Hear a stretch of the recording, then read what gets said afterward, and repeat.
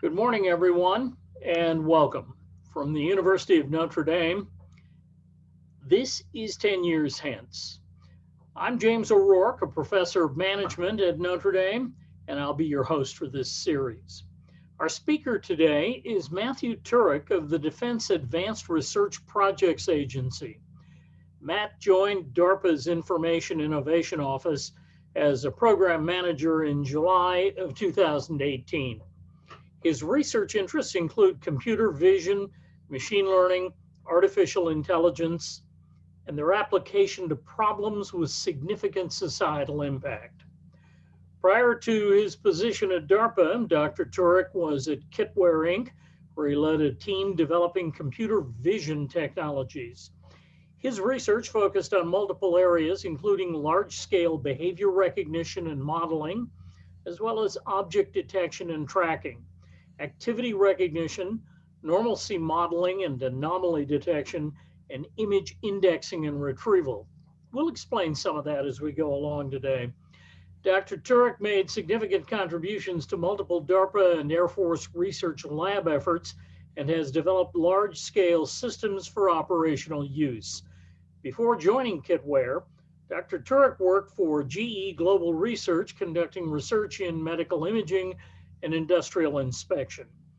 Matt Turek holds a Doctor of Philosophy degree in computer science from Rensselaer Polytechnic Institute, a Master of Science degree in electrical engineering from Marquette, and a Bachelor of Science degree in electrical engineering from Clarkson University. His doctoral work focused on combinatorial optimization techniques for computer vision problems. Dr. Turek is a co-inventor on 14 separate patents and co-inventor or co-author rather of multiple publications, primarily in computer vision. So from Arlington, Virginia, welcome, Matt. It's nice to have you here. Good morning. Thanks. Thanks for the introduction. Every time I hear that bio, I'm reminded that I need to actually shorten that up. If your mother's listening, she would be pleased. Yeah, I appreciate the introduction. Let me start by sharing some slides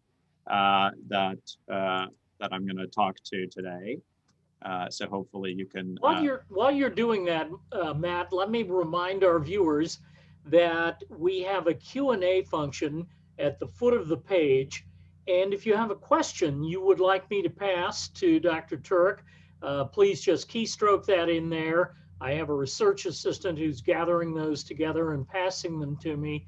And so I will pass those along when the moment is appropriate. But if you're curious about something, that's the method to do it. So Matt, I think this is all yours. Okay, great. And certainly encourage people to ask questions. I know we've got some time reserved, and I may actually run a little short just so that we have some time to talk. So happy to do that. Again, my name's Matt Turek. I'm a program manager at DARPA in the Information Innovation Office. So for those of you who aren't familiar with DARPA, DARPA is the Defense Advanced Research Projects Agency. And DARPA is part of the Department of Defense. We were formed in 1958 in response to Sputnik. So Sputnik was an event that caught the nation by surprise, particularly around the technical capabilities of Russia at the time. And so DARPA was formed with the mission of preventing strategic surprise. And so that is the lens through which we look at the world. If you have used technologies like GPS, or I'm assuming you're using the internet now for this, or maybe more recently, things like messenger RNA vaccines, then you are using technologies that DARPA has invested in significantly over the years. So I'm going to talk to you about our more recent investments around detecting, attributing, and characterizing falsified media. So we've seen a really rapid growth over the years in automated techniques for creating and for manipulating media. So the top row in the slide is an example of image synthesis techniques. So these are images that are wholly synthetic. You can think about these as just being generated from whole cloth. And this line of work that's illustrated here is something called Generative Adversarial Networks, or GANs. That work started with Ian Goodfellow back in 2014. And you can see, at the time that synthetic human face was pretty blurry. It was grayscale. It's 128 or 256 pixels on the side. But it rapidly improved in the course of 4 or 5 years. About 2018, I think, was the point in which we crossed the uncanny valley into really compelling faces that were generated, again, completely synthetically. Particularly the latter work there through 2017 through 2019, that was all work done by NVIDIA. So this is all being driven by commercial industry, either for entertainment or gaming purposes. I should say that these approaches like generative adversarial networks are just broadly useful in the machine learning community. So these aren't necessarily being done for malicious purposes, but there are people who are adopting them for those purposes, and I'll show you some examples of that in coming slides.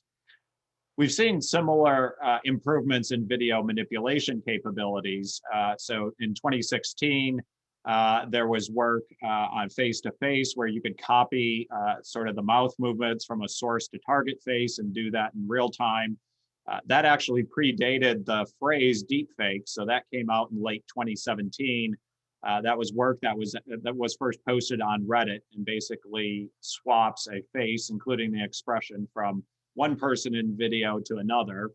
That work got extended to something called Everybody Dance Now was the title of the paper. That's by Chan et al. In 2018 from Berkeley, where they use the same sort of techniques to not just copy facial expressions, but to copy an entire pose from a source subject to a target subject. And then more recently, some work done at Stanford to edit the mouth movements of a speaker in video just by editing the transcript of the video. So in this case, one of the examples from the paper was an edit to Apple's stock price, where they dropped it from $191.45 to $182.25. If that had actually been a real world attack, that would reflect like a $40 billion hit to Apple's market cap. So we haven't seen that level of attack in the real world yet, but certainly the technologies are there to start creating some interesting manipulations. And again, what's driving this? A lot of this is the research community and commercial interests. So one of those GAN synthesis papers that I mentioned won the best paper honorable mention at the IEEE Computer Vision and Pattern Recognition Conference in 2019. Probably most of you aren't familiar with that conference, but that is one of the premier computer vision, so think about that as image analysis type conferences in the world. And they particularly called out the breakneck pace that these sorts of models have seen over the last several years. Now, the interesting aspect of it is that companies like NVIDIA and most researchers are publishing their source code. That's a good thing from a scientific transparency and from a scientific repeatability standpoint, and I'm generally in favor of that. But that means also that people can pick it up and use it for other purposes. So perhaps you've seen this website, thispersondoesnotexist.com, and what they did was they picked up the research code from that paper and just turned it into a website where every time you refresh on that website, it generates a potentially compelling looking human face. And again, these are faces of people that never existed. This was created completely synthetically. And what this does is it really accelerates the timeline for taking things that are early research results and getting them out in the wild, either for commercial purposes or for other uses. One interesting thing about this website is that it really got a lot of public attention, and so it sort of raised awareness. And you can find a whole bunch of these sorts of websites now with this insert, noun does not exist. There's one on chickens. There's ones on all sorts of things. People have done it, and I'll show an example later around Airbnb ads and things like that. And so, that's sort of the perspective from the technology space. What have we been seeing in terms of how media is actually being used and altered and maybe repurposed or manipulated? So the top row really represents something that, manual manipulation. So think of that like Photoshop or GIMP or other image and video editing tools. And back in 2014, there was the downing of the MH17 aircraft. And there was an image that purported to show another aircraft firing on that airplane.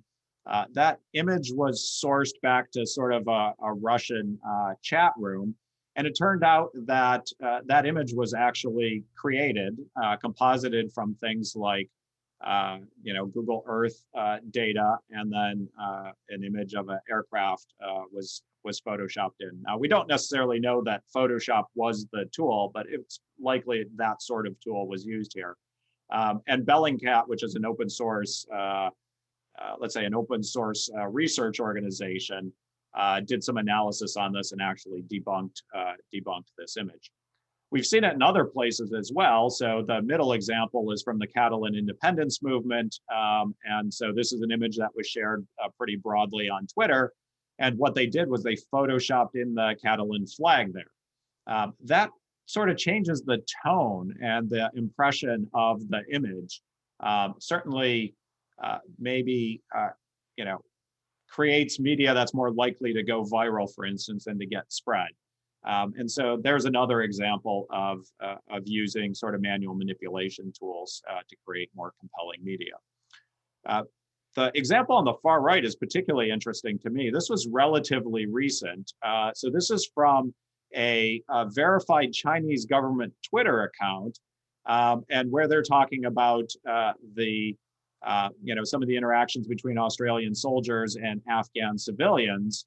And part of their condemnation of the act was this photoshopped image of an Australian soldier putting a knife to a young Afghan girl.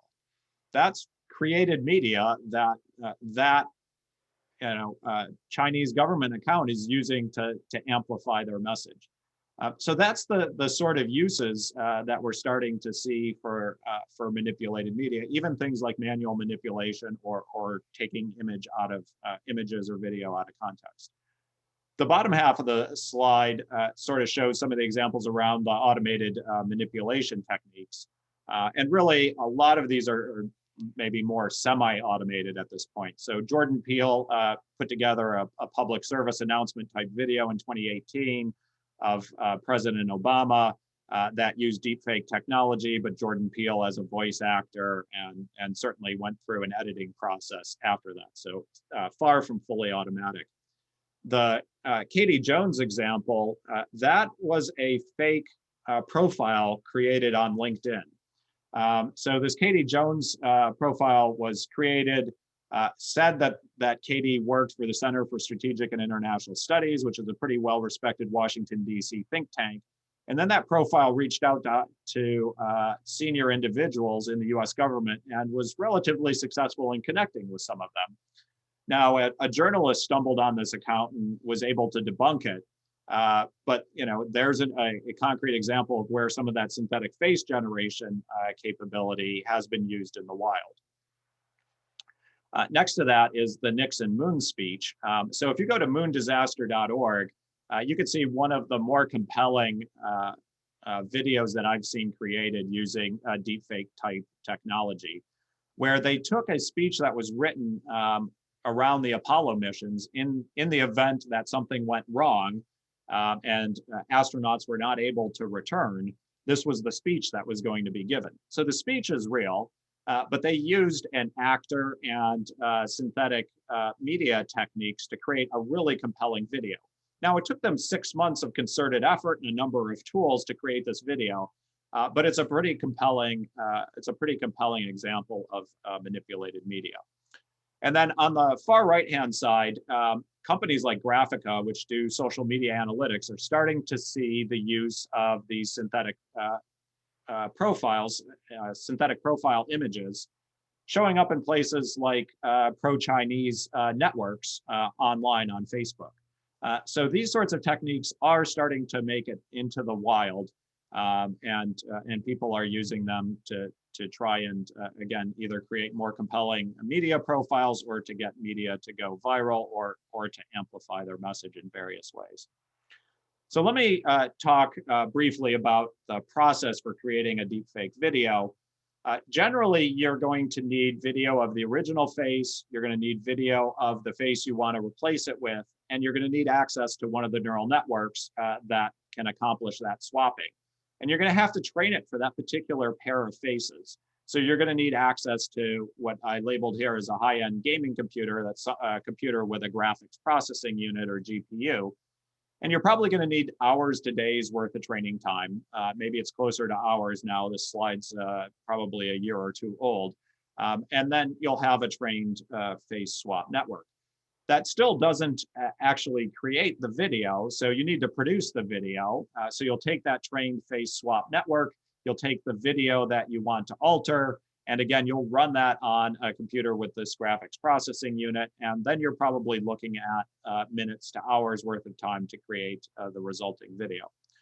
The challenge is that if you don't get a good result from this, there's not really knobs that you can tweak at this point in time. So either it works well or it doesn't work, and you're sort of at the mercy of the automated process. Now, if you're familiar with things like the TikTok Tom Cruise videos, you know, they used similar approaches and then layered on manual edits to make that video be more compelling. They also started with someone who could impersonate Tom Cruise pretty convincingly, and so that also helped create a more compelling video. So at, I guess, a little bit lower level of detail, here's how that face swap network works. And so it uses a technology called an autoencoder. And basically what you're going to want to do is run thousands of training images through this. So that might be a few minutes worth of video. And what that network does is it learns to make a low dimensional, a more compact, you think about this as a compressed representation for that image. And then it tries to use that compressed representation to recreate the original image.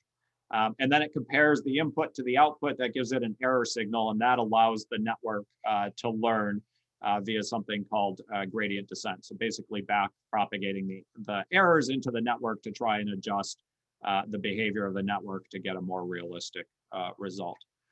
And so again, during the preparation process, you're going to train two of these networks in parallel, one for person A and one for person B. And the unique twist is that they're going to share the same encoding. So the part of the network that's learning to turn person A into this encoding is going to be the same network that learns to turn person B into the encoding. And then they have separate networks that takes that encoding and sort of recreates person A or person B. So that's the preparation part that I mentioned. And then in production, what you're going to do is you're just going to swap those red and blue pieces. So the part that can go from encoding to person A, you're going to swap in the part that can go from the encoding to person B. And that's how you accomplish the face swap sort of at a technical level. So one of the challenges in the face of all these media manipulation technologies is, you know, how do we authenticate media then? And so DARPA has invested significantly in this. We started the Media Forensics program, or Metaphor program, back in the summer of 2016. That program is largely wrapped up now, and it's followed on by another program that I'll talk about later, the Semantic Forensics or Semaphore program. But one of the key challenges was there's essentially been exponential growth in visual content that's being uploaded to social media. So that graph in the upper left-hand corner, that's in assets per day, billions of assets per day being uploaded to social media. And that might come from something like your cell phone camera, or maybe, you know, if you're taking video with a high-end camera, if you're taking images with a high-end camera. But predominantly most of the media that's being collected and uploaded is from something like a cell phone. So that large volume of visual media combined with these media alteration techniques, certainly poses a problem. And then on top of that, there weren't really good tools prior to starting some of these programs to be able to assess the integrity of visual media assets. So that's the plot on the top, sort of in the middle in terms of the software imbalance. So thousands of software tools that in some way can create or manipulate media versus handfuls of tools that were available to help authenticate media. And the tools that were available at the time to authenticate media, one good example is InVid. So this was work done by an EU consortium between 2016 and 2018. They still required expert analyst review. So they would take an image in, like the face on the left-hand side, and they'd run it through a number of algorithms and basically create visualizations that could cue a trained analyst as to whether the media maybe was manipulated or not. But that doesn't really scale. It still requires human eyeballs on it to make a judgment. So one of the things that DARPA invested in was trying to come up with a quantitative measure of integrity. So an integrity score, if you will, for images or video. And the reason why that's important is that allows us to do things like filtering and triage and prioritization of media at scale. And that helps combat this essentially exponential growth in media combined with tools that enable potentially large-scale media manipulation. So the way that we framed our approaches on that media forensics program was really around 3 levels of integrity. So digital, physical, and semantic integrity. So digital integrity is really looking for low-level signals that are in the image or video. And so it might be things like compression signals or replicated pixels or blurred edges when you cut and paste in a block of pixels. It turns out that some of these automated techniques like deepfakes and GANs leave basically statistical fingerprints in place that are relatively easy for machine learning approaches to find, and they're not visually identifiable by a human. And so those work quite well, except for they're also fragile. So if you do things like blurring or compressing or resizing an image, then you can actually wipe out some of those statistical fingerprints. So you need other approaches like physical integrity. So, for physical integrity, we're really looking for indications that the laws of physics have been violated. And so the example up top is a hovercraft. 2 hovercrafts are essentially the same sort of object moving through the same medium, the water. And in one case, it's leaving a wake, in another case, it's not. You could think more generally about physical clues like lighting and shadows, or how when you image a 3D scene with a camera, things like parallel lines tend to converge. Those are all indications of the geometry of the scene, and sometimes those are not created correctly when media is manipulated. And then the final area from this metaphor approach is around semantic integrity. So that's where we look to bring other knowledge that we have to bear. So the example up here is an image, again, of hovercrafts landing on a beach. We have another image of that same scene where there's a different number of hovercrafts. And so that's interesting, contradicting evidence. A more general example might be for an image that's taken outside. And if you know approximately where and when that image was taken, you can estimate the sun angle and see if it's consistent with that image. Or you can look to see if the weather is consistent with what you know about that location and time. And then we also invested in integrity reasoning approaches, essentially ways to fuse information across all these levels of information and across multiple algorithms that approach digital, physical, or semantic integrity in different ways. So integrity reasoning was about creating sort of a summary integrity score that could be applied to a media asset. And so I'm going to give you some more concrete examples around some of these media forensics or metaphoric technologies that we developed.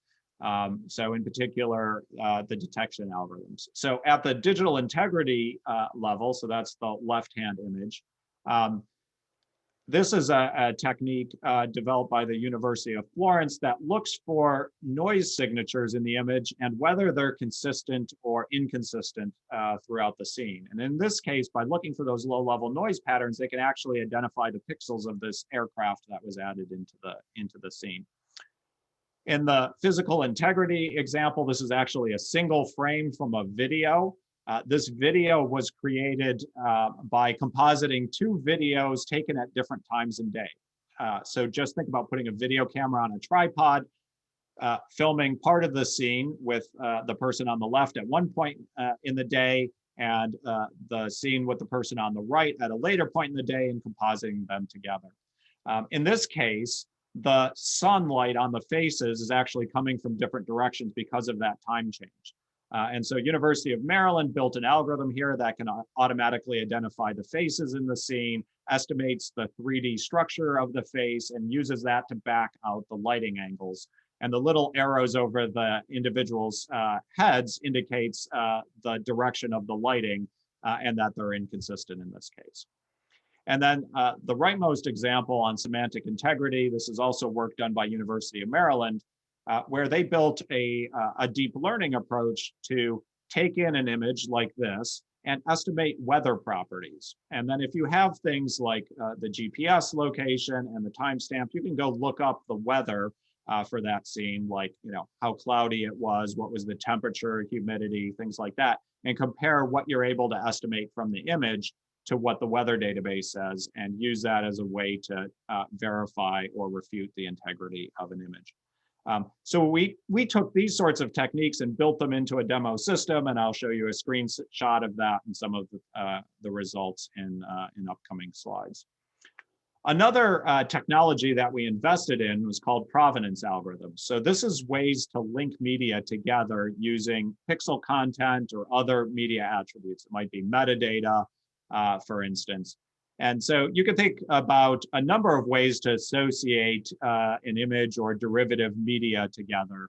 And so we invested in things like small object detection and indexing. So you might be familiar with reverse image search from Google. That generally looks at the entirety of the image. But in some of these manipulated media examples, the cues is not the entire scene. It's about individuals in the scene or background objects. And so that was a particular focus of work that was done on the program.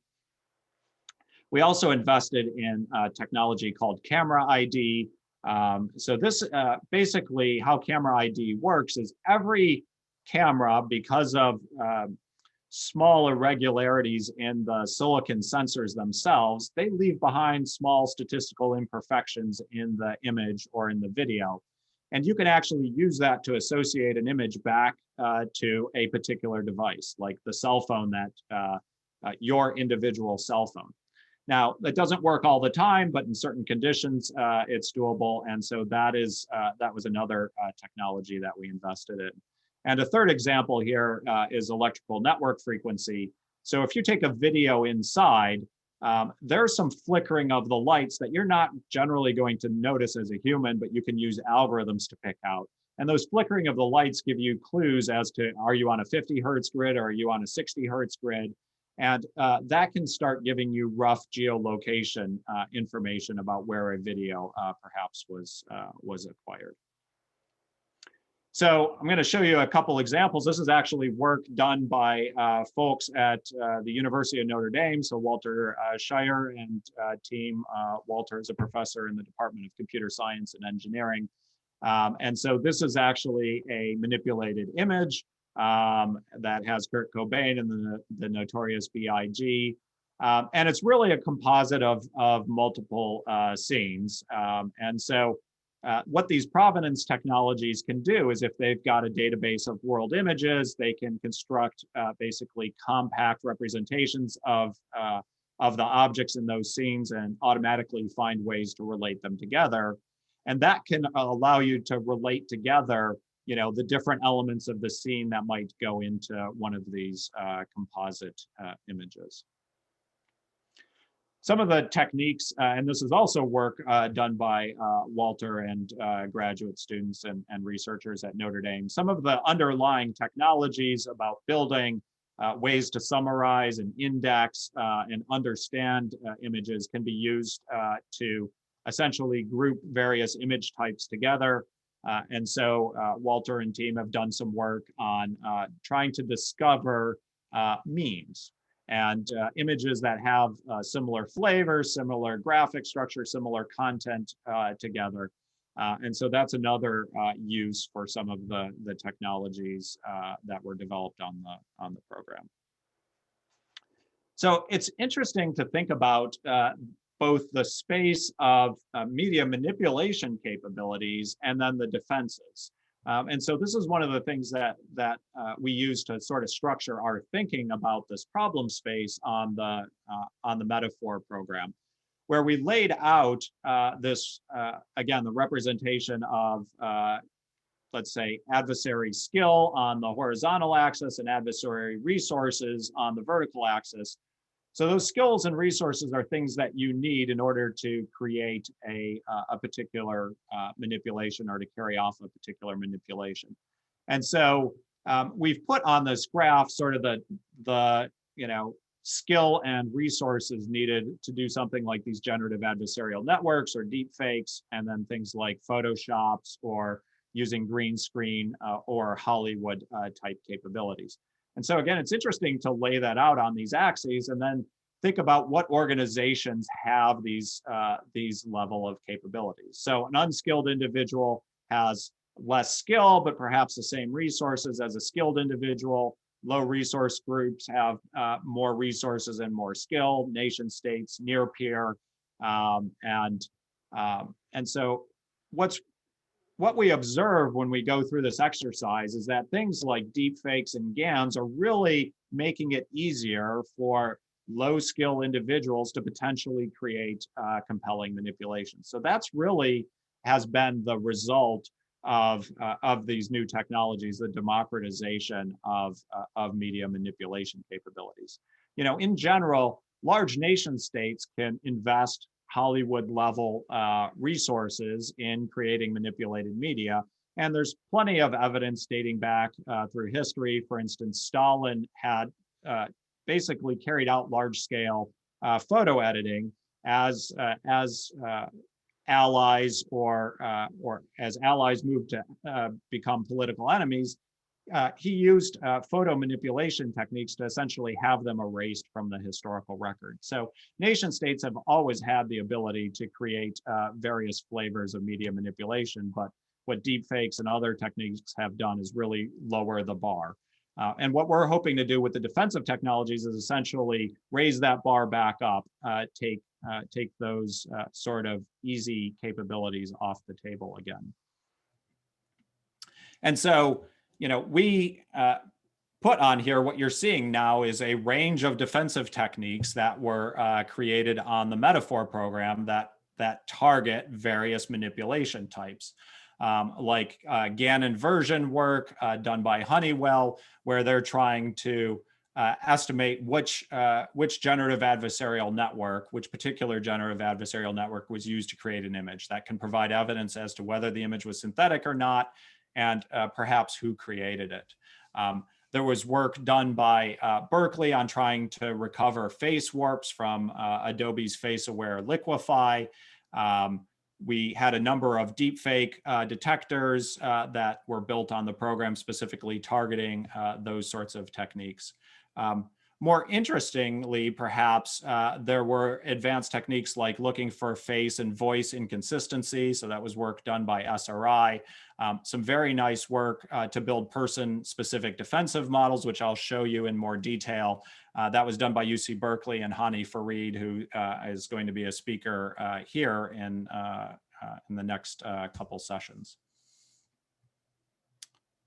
So here's an example of what the prototype Metaphor system and user interface looks like. So we built a web-based user interface backed up by sort of distributed cloud compute, and it allows you to upload a large collection of media, look at a particular asset. So in this case, it's a synthetic face, And then on the right-hand side, you'll see results from a large number of algorithms. So those are labeled detectors.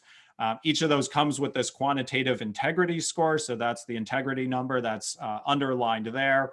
Some of the algorithms can localize where we think the manipulations are. So that's an integrity mask. So white areas are potentially places where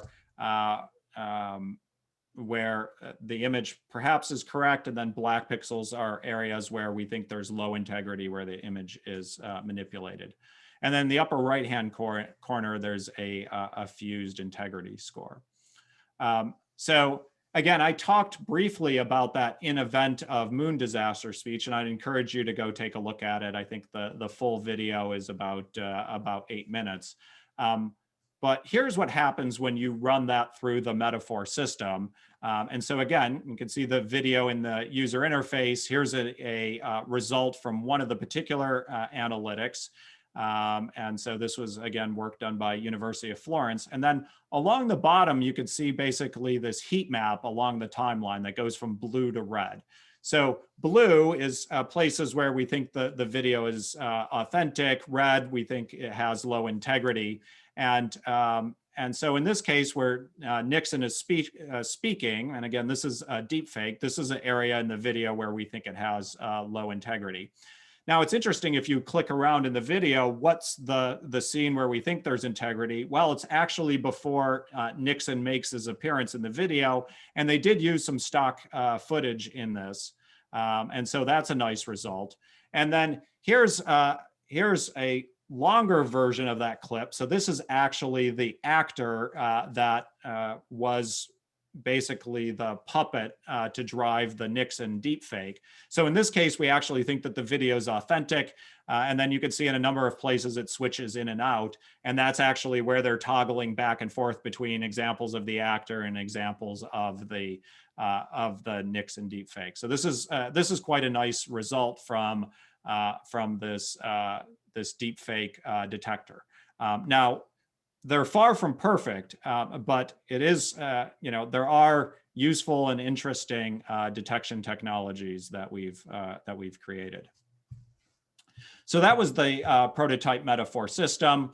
I'm going to go through and show you a couple examples of other things that we developed. So this was work done by SRI, where they were analyzing the audio and then the scene. And there are cues like reverberation and other things that you can use to understand, was that audio taken indoor or outdoor? And so this tool created by SRI can pick up on those sorts of cues and find discrepancies. We had a tool created by EduWorks, which is a small business, to do voice phishing detection. And so I'll tell you a little bit more briefly about voice phishing techniques, but they can pick up on cues about the types of questions that might be asked in a phone call that are trying to solicit information. We also had work done on commercial satellite analytics. So I showed that MH17 example earlier on around manipulated satellite imagery. So there was work done in response to that. And then work done by Purdue that Notre Dame also contributed to analyze scientific publications. So in some of the biological sciences, Health and Human Services has a small organization that needs to investigate claims of scientific fraud. And it turns out that there are some unscrupulous researchers who will manipulate some of their images, like Western blot images. Those are the black images with the white dashes, to try and show that they got an experimental result that they didn't. And so the Purdue team built a tool that can automatically pull the images from a PDF, associate them together using some of those provenance techniques that I talked about, and also look for traces of media manipulation. I mentioned that work that Hani Farid and his team did at Berkeley on the Metaphor program. That was in collaboration with Kitware, which is a small business that was on the team. So they built an application that could take in a video purporting to be of a particular individual and run it against the soft biometric model that they created. Essentially, that soft biometric model looked for things like how muscles in the face moved and how the head moved. to see if it really was that individual. So here we have actually a professional impersonator of President Obama. And this tool is able to detect that this isn't actually President Obama. So there's no digital manipulations here, but the tool is actually able to separate the impersonator's behavior from the real individual's behavior.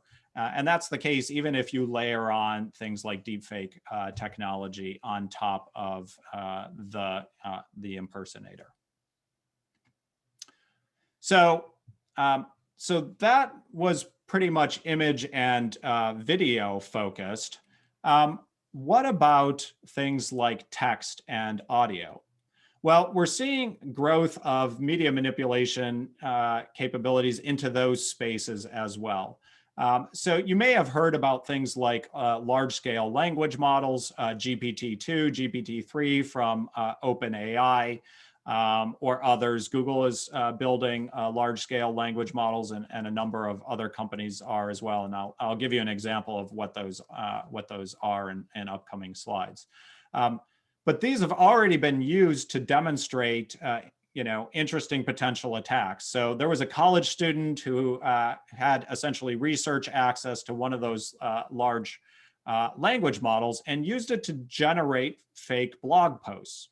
And you might think that they aren't that convincing, but one of those blog posts actually became a highly ranked blog post on Hacker News, and essentially fooled thousands of individuals into upvoting this post that was created fully synthetically. Now, they don't generate compelling media all the time. You might need to cherry pick results from it. But it's interesting to see these media manipulation capabilities moving into other areas like text. There's already been uses of manipulated audio in the wild. So there's a headline here in the middle about using deepfake audio to steal hundreds of thousands of dollars from a UK company.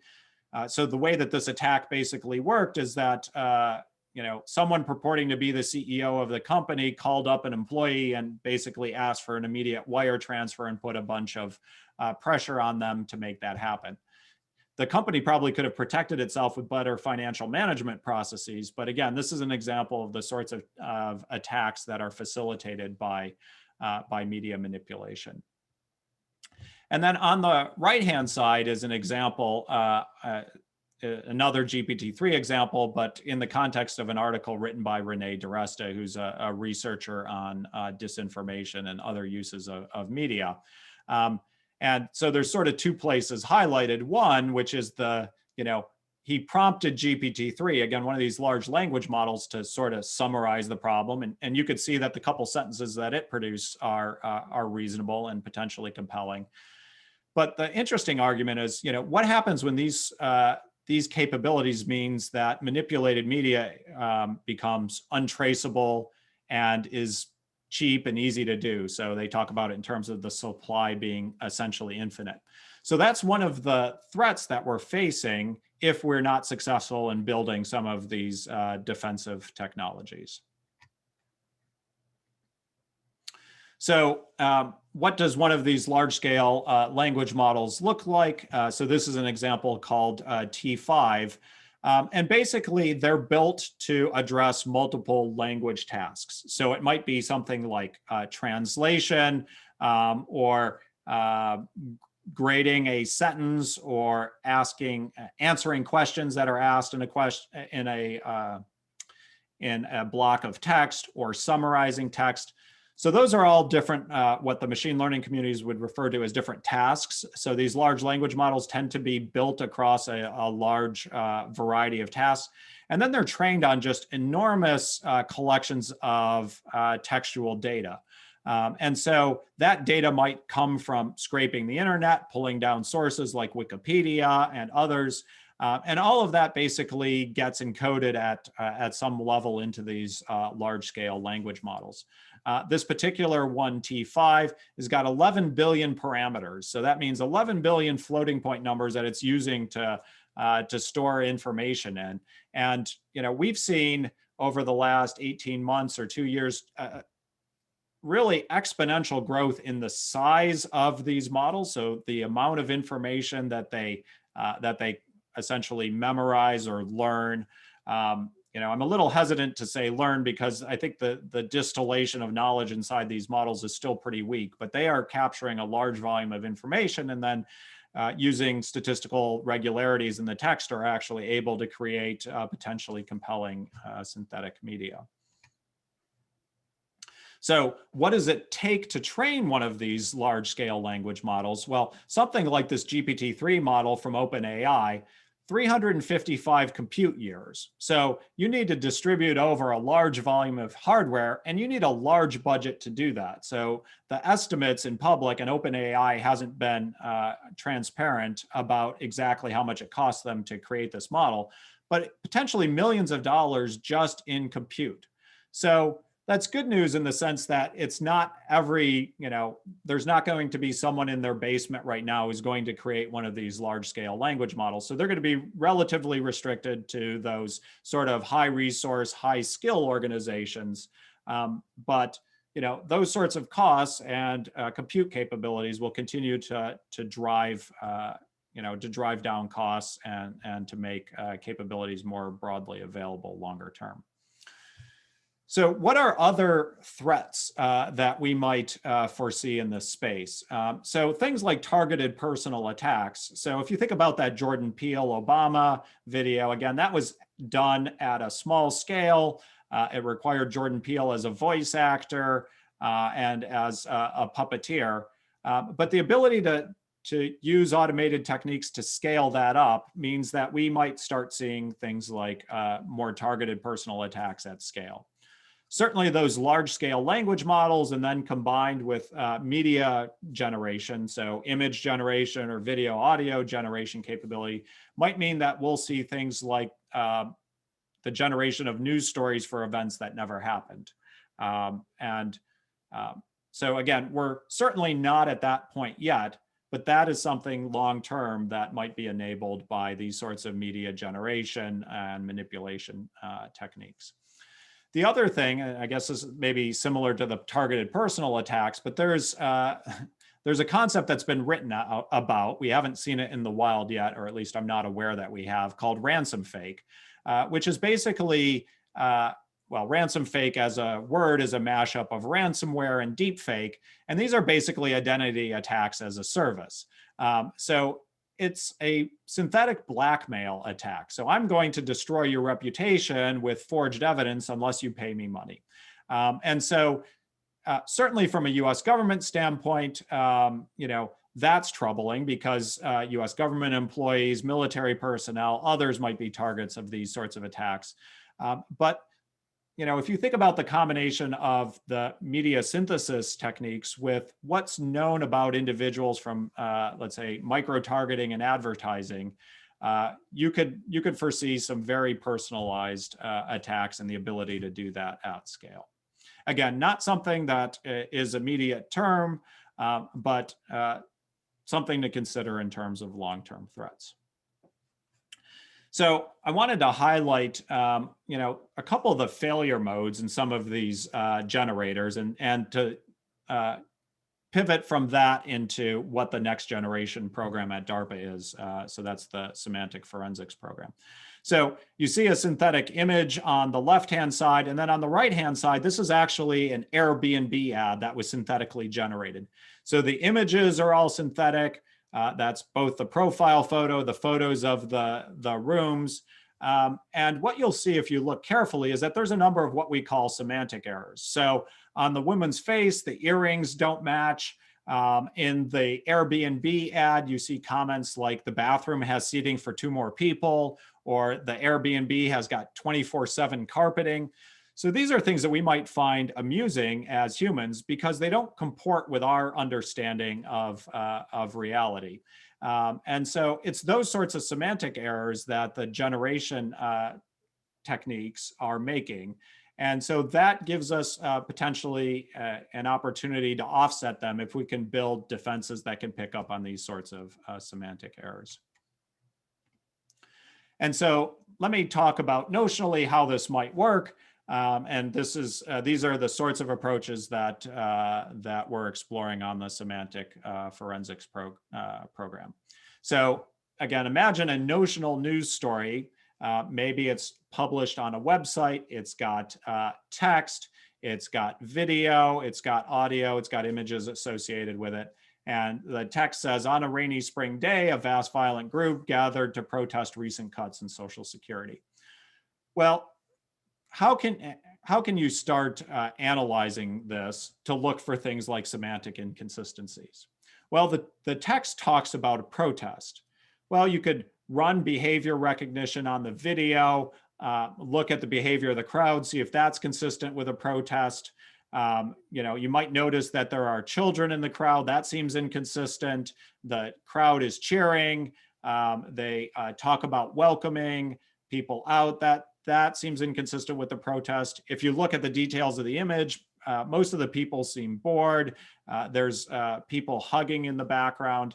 And so those are all clues, particularly that might refute this concept of the protest being violent, right? So violence is going to show up as particular signals in the activity recognition and signals in the image and the audio, for instance.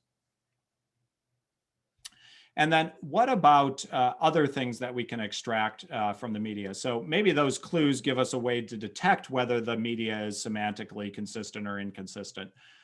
But one of the things that we learned in the course of the Metaphor program is it's not just sufficient to detect media manipulations, because perhaps those are applied in innocuous ways, right? So if I have a vacation photo and there's a beach ball inserted into the scene, then that's probably innocuous, even though it's manipulated. If I have a different scene and maybe weapons are inserted into it, well, that conveys a different tone, a different intent for the manipulation. And so it's important to be able to understand not just, again, whether it was manipulated or not, but where the manipulation may come from and perhaps why the manipulation was done. So on that attribution side, where the manipulation may come from, on Semaphore, we're looking to answer the question, does the media come from where it says it came from? So in this case, this notional news story is attributed to Newswire and a fake reporter, Bob Smith. Maybe in the real world, we'd know what sort of reporter Bob Smith is, and maybe we know that he doesn't report on these types of events. Or maybe we have a model for how he writes, and the vocabulary used in the story indicates that it comes from a different author. Or maybe Newswire as an organization has a different style for how they incorporate media into a news article. So if you talk with folks that are really familiar with journalism, they'll tell you that there are different editorial standards for different, let's say, news outlets, and how they prepare and use and integrate media is different. So there are signals that can be picked up on from that. And then in terms of characterizing, is this malicious or not? Is this something that, let's say, that an analyst should care about? There's a large number of inconsistencies across the media, but that in this case, so it might be the environment, the group, the topic. So there's some other things that I didn't point out, but there's no actual evidence that this protest is about Social Security. There's comments about healthcare, there's comments in other languages, but none of them actually reference Social Security. And so, there's those inconsistencies. There's the fact that the text very specifically calls out that the protest was violent, but that there's no evidence for that. That might have been done to create a real world reaction. And then, they tried to attribute this to a high credibility organization. So notionally here, Newswire, but, you could imagine something like New York Times or Washington Post. And that was also probably done intentionally. So perhaps this was done for malicious purposes. So that gets towards not just the detection, but again, the attribution and characterization problems. All right, well, with that, I'm going to wrap stuff up. Hopefully that gave you a nice overview of both sort of the technology behind media manipulation, some of the threats that we're seeing, and then some of the technologies that we've developed to try and offset those threats. And so I'm happy to stop here and take questions from the audience. Well, very good. Thanks. Thanks ever so much, Matt. So we have a number of questions. Let me begin big and say, why do people do this?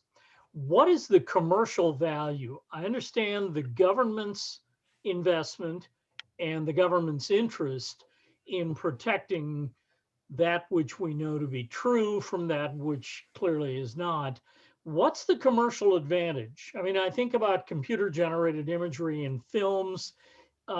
Is there a large enterprise behind this? One suggested to me has been that people who are long dead, you could take John Wayne or General Eisenhower, and you could bring them to life to advertise toothpaste or whatever else.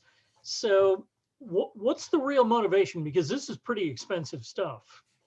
Yeah, I mean, there's so in terms of commercial drivers, there's just broad interest these days in technologies like machine learning that really underlies sort of the uptake of what we typically refer to as artificial intelligence type technologies. So there's commercial incentive to build new capabilities in that space. And again, some of these things like the generative adversarial networks those are the ones that are creating the synthetic faces. They can create all sorts of data. It's not necessarily image data, not necessarily faces. Those are broadly useful in the machine learning space. So that's sort of one driving trend. Another driving trend might be things like the entertainment industry, right? To reduce production costs. I think it would be really cool to have a capability where, you can bring up a movie on Netflix and, hey, I want to change the cast. I want to see this movie with these actors in it, and essentially hit go. I think that would be a really compelling, interesting use case. And so, there are plenty of positive use cases. We've seen these sorts of technologies used in film production already, and gaming and other entertainment applications. There are also applications for individuals that become disabled and lose their voice and the ability to speak and stuff. And so being able to type text and have it sound like them, may restore some of their original capabilities. And so there are positive use cases for this, but in terms of drivers, I think the entertainment industry and just the general trends around machine learning are what are pushing the technologies. Voice in my head is asking whether the actor you've selected to substitute in that film is going to get paid. So, yeah, I mean, I I'm can sure hear Taylor Swift talking to me now. Yeah,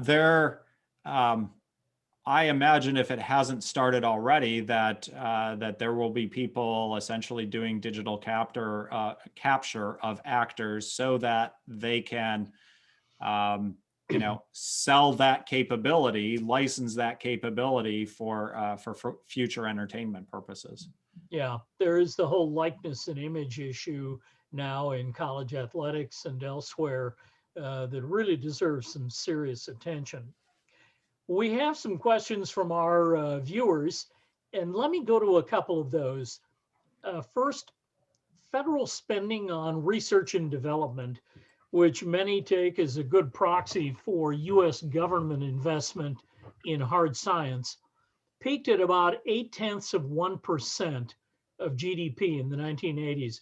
That's been cut in half to about 0.4% of GDP today. So the question is, how important is federally funded science research to address deepfake and disinformation threats? Yeah, I mean, I think it is pretty important, in the sense that, so the Metaphor program, the public number, that was about a $68.5 million investment over 4 years from DARPA. So that was a large scale investment. Hundreds of researcher years of effort went into that program. What that gave us the ability to do was really drive the research community. So, there's the research community creating things like generative adversarial networks, other things that support media manipulation. There's a much smaller community, including, again, some researchers from Notre Dame and other places, on building techniques to offset that. that investment really helped us catalyze and create a research community there. That starts to find its way into commercial capabilities. Google, for instance, partnered with a number of the researchers that we funded on the media forensics programs to help them start investigating and potentially building capabilities. McAfee has started to build deepfake detection capabilities. And so that really foundational investment from the media forensics program allowed us to create a technology base that could be then picked up for commercial use on the defensive side. Do metadata play a role in the media forensics approach? They do. So there certainly are techniques that exploit looking at metadata. So that might be information that's encoded in the header of a media file or other indicators. Some of it might actually be in the structure of the media file itself. We had a very nice technique developed by one of the other Metaphor teams that could analyze whether a video was manipulated or not just by looking at the container structure. Didn't even look at the pixels. Now, it couldn't tell you where in the video the manipulation was, but it was highly computationally efficient and highly effective in terms of its ability to detect at low false alarm rate whether media was manipulated. So yes, certainly there's a role for looking at the metadata and the structure of the files and those aspects. So let's move over to social media. I think of all the wonderful things the internet has done, and Al Gore's claims aside, the people at DARPA do appear to have invented the internet. So I want to credit you with all of that.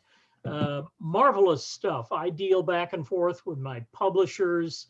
I went on the internet the night before last, and I looked at the home I grew up in. It's been sold, obviously, a couple of times since my father moved out. And the couple that moved in has done remarkable things. It's just amazing. And Zillow now says that it's worth this colossal sum of money. I would never have found that without the internet. Let me go ahead and say on both a personal and professional level, I think social media still represent what I see as a greater threat than value. That's just personal, but maybe the value will keep coming through and connecting us, but there is a huge threat there. So why is it that most social media firms don't use these kinds of tools to detect deepfakes, false images? And again, we've heard this figure before, but I think right now we're at around 500 hours of content uploaded to YouTube every minute. So there aren't enough human beings to look at that and say, oh no, that's clearly a fake. It's got to be done with an algorithm. Why do the social media platforms not seem to have taken the initiative here?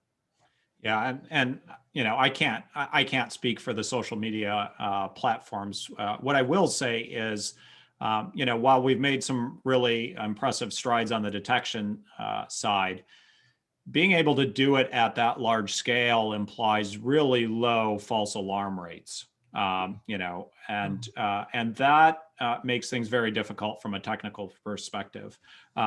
However, I will say that, you know, again, companies like Google have collaborated with Metaphor performers. We actually have them. So when I say performer, by the way, so that's an institution that DARPA is funding to carry out one of these research programs. So that's sort of embedded in DARPA lingo.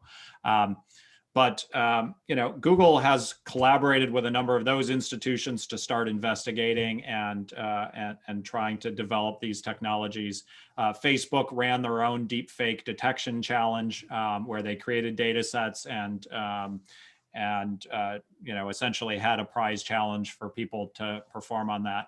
So you know, I guess part of the answer is that the technical solutions, again, while we've made significant progress, there are some challenges about deploying them at that scale. There's also, there may also be institutional challenges around how that impacts their business model, requirements from US law, whether that's required of the companies or not. So, I don't know that there is a simple answer to that. I think long-term, this probably is an existential challenge for some of those platforms, because if we get to the point where all the content has been falsified and manipulated, and let's say the information content of those platforms goes to zero, then it's hard to see the value proposition for things like social media or the media hosting platforms. Interesting. Well, Jimmy Wales faced that problem with Wikipedia. And, he said the real answer is getting the crowd involved to determine what's true and what's not. And if we get enough input, then the believability index goes up. So let me ask you this. Do you see detection of deep fakes and falsification as an online media service that both consumers and commercial enterprises would want to buy? Yeah, I think that's an interesting question, is what's the commercial market on the detection side, right? So yes, you could, I guess, envision products for home users. That seems, I'm not convinced that there's a market there for that. Certainly there is, I think, a use case at the platform level. And then there's other cases like insurance companies and financial services institutions and stuff, where they have potentially large attack surface around manipulated media. So again, from an insurance standpoint, think about someone manipulating photos of the damage to their car and submitting that as part of the claims process. Or there was the example around the money that was stolen via wire transfer from that company. So, financial services companies have an exposure here. So I think those areas might be the commercial drivers for detection and attribution characterization type technologies. And then hopefully that means that those products will find other markets too, where there may not be as immediate, financial rewards. So, for instance, the journalism community needs these technologies, but there's not a lot of revenue, I think, for them to draw from here. So, yeah, I suppose in the end it depends on what the potential damage is or the potential value is that would tell you whether there is a market for your service. Here's a question from one of our viewers. Our viewer says, I can't believe GANs, generative adversarial networks, haven't been used to manipulate foreign politics or stock markets yet, especially by countries which are known to manipulate the media in other ways. Do you think it's just a matter of time before this will become an everyday concern to people, or are there factors preventing this from happening at the moment? Well, I mean, maybe I wasn't, maybe I didn't foot stomp the example strongly enough, but we've already seen, what's termed inauthentic social media networks created with these fake profile photos. So essentially, to try and amplify a message, fake social media accounts are created. They have a fake profile photo as part of them that might contribute to them seeming authentic. And so, Graphica and others have done research, and some of that's attributed back to, things that are aligned with Chinese interests, for example. So I think we are starting to see these examples we're starting to see things like GANs being used in the wild for these sorts of purposes. Manipulating the stock market, I guess, is an interesting question. We saw the effects of Reddit on the ability to, drive behavior in the stock market. That's all without manipulated media. But perhaps, some manipulated media or a well-timed video clip or others might drive some, a quicker reaction that someone could profit from. It's happened. We wrote a case study about a company in Orange County, California called Emulex, and a college student created a news release which looked very, very authentic, looked like a PR newswire product, sent it around to a number of sources. And this is a company that's sort of below everybody's radar, but it's big enough to make some money if you short the stock. And the news release simply said, well, the CEO has stepped down, the chief financial officer has been arrested, and on it goes. And the CEO can't be found anywhere. Trading plunged. It happened almost immediately. And the CEO, watching from his office in Orange County, was horrified. There was an interesting location. He had a choice. He could either go to Los Angeles or he could go to San Diego to prove that he was alive by going into a TV studio, and they would link them up with one of the cable networks or one of the shows on stock market activity. And finally, he chose San Diego. I think it was the right move. But he lost $3.5 billion in less than 2 hours. And it took the better part of a day to come back. Now, all's well that ends well, as Shakespeare tells us. But somebody lost that $2.5 or $3 billion. Somebody bet on it. Somebody won. Somebody lost.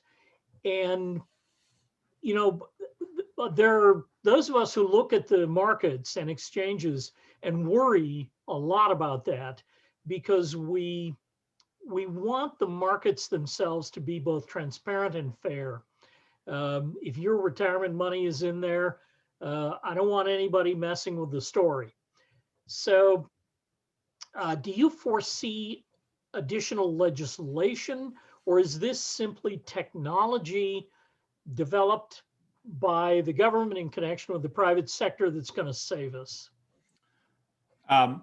Well, so I don't follow the I guess legislative community here too closely. I think you had Matthew Wilmer on, who I've heard before. He's pretty well studied and pretty compelling in the space. So I guess I defer to whatever comments he had there.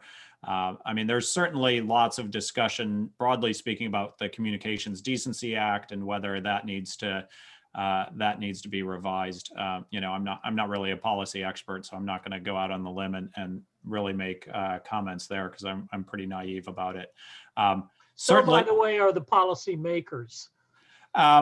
Well, hopefully they've got experience making policy, which is something that that I don't have. You know, we will certainly talk with folks and provide technical perspective from time to time, and so, you know, I guess getting back more centrally to your question about, you know, is this just a legislative, or is this just a technical problem, or is this just a social problem? I think we need solutions in all dimensions. You know, there is not a technical silver bullet here. And there's certainly things that we can do from the social perspective to perhaps make ourselves more resistant to manipulated media, to damp down the speed at which it operates. You know, some of those might also involve technical solutions. I often talk about this prioritization of manipulated media as, you know, think about this as a spam filter, right? So we already use sort of automated prioritization schemes to remove spam or deprioritize it or put it on the side from our mailbox, our email box. You know, perhaps some of these automated technologies will turn into that for online forums. But again, I think there's solutions needed across the spectrum here, from, you know, sort of social aspects, which is going to involve some social science research, to policy, to technical solutions. Good. Well, thank you so much, Matt. It's been a delight to have you here today. We have run out of questions from the audience. I have asked you the questions that were most pressing to me, and you've referred to Matt Ferraro, and almost everybody has referred to Hani Farid, so I know we're looking forward to him. But let me say first, thanks for your service to the government and to the people of the United States. We deeply appreciate that. And thank you for sharing both your time and your expertise with the students and faculty and alumni of Notre Dame. We very much appreciate it. All right. Well, I appreciate the opportunity to come tell you about some of the things that we're doing, and hopefully we'll continue to make a big impact in this space. I think, as I mentioned earlier, Metaphor really, I think, helped catalyze the research community, and those technologies are starting to filter out into the commercial space. We're continuing that investment with the Semantic Forensics program for basically started this past August, so that'll continue for another 4 years or so. So it's a problem that we continue to take seriously. We're working very hard on, and hopefully those technologies will continue to make a difference and make their way out into the world. Well, thanks, Matt. So a week from today, Jamie Fly, President and CEO of Radio Free Europe, will be here. We'll look for you at 10:40 a.m., same place. Thanks, everyone. Care for yourselves and enjoy the first day of spring.